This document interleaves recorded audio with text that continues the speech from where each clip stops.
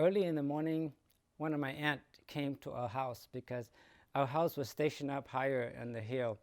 My great-grandmother and my grandfather, they lived a little bit lower. Well, my great-grandmother, like I say, she's one of the kindest women that I remember. And my aunt, who is in Minnesota now, she remembered her as her mother, more than her mother is to her. And I remember my great-grandmother as more of my grandmother and mother in some respect. So she is to me, in some way, if I could carry my grandmother, my great-grandmother, I would do it. But I was very young, you know. I remember her kindness in the sense that every day I'm in her care.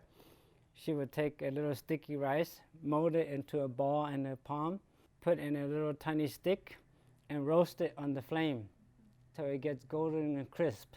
And I think that of all the food that I eat, I think that's probably the most delicious of my life. And if I can eat something like that again, I will eat it. Because I think when you think of memory, you associate memory with kindness. And certain kindness linger long after many years in or adulthood, you know.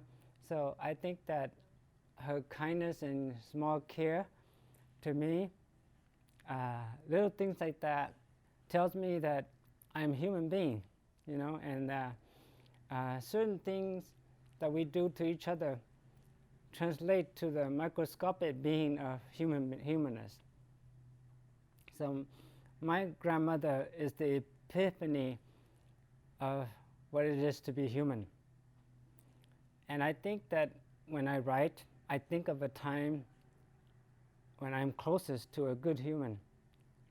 And I think that my grandmother set a path, a model for a good human being, despite war.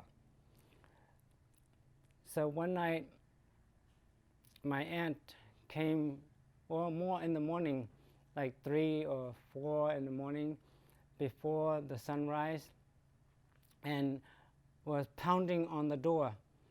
And my father woke up, and my aunt said to my dad, "Come quick, 日出, 报带多."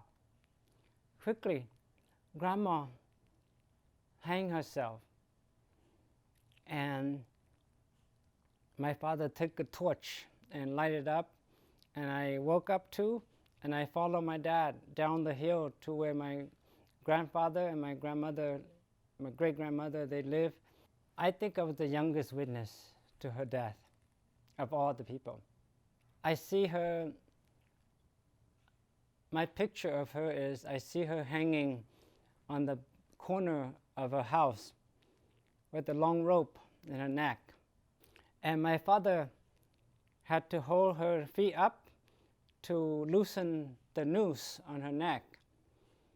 And as she fell to the ground over my father's shoulder, and I was behind him, she seemed to say a word to me of her last breath. So I think of her, and she said something kind to me, maybe words of blessing that I cannot understand. And when my grandmother was hanging on my father's back, I see her really high because she's a tall woman. That's my version of the story I remember of my grandmother. I don't remember if I was crying or anything like that, but I thought of her every day since. But my father said my version was not the correct version. And my father said my grandmother hanged herself from a little tiny post, not even her height. She just hung herself from the fence that has been laced with hanging from a rope and 2 poles from the old pen for pig. And she kneeled down and hung herself like that. But the way I remember, it was she really high. But maybe to me, when I was younger, it was high. For my father, it was very short. But whatever version it is, I remember my grandmother, the last moment that I will ever remember her before the war.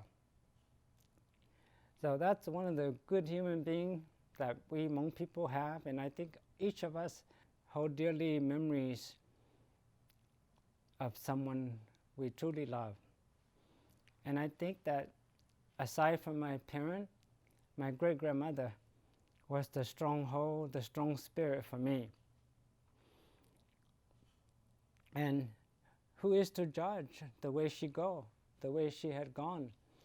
That is the wrong way or the right way, because it was time of war, right? And she was very old. So when you were there, did you, is that like your first time seeing death? Yeah, it's a different kind of death. It's my first early death memory before all the other ones.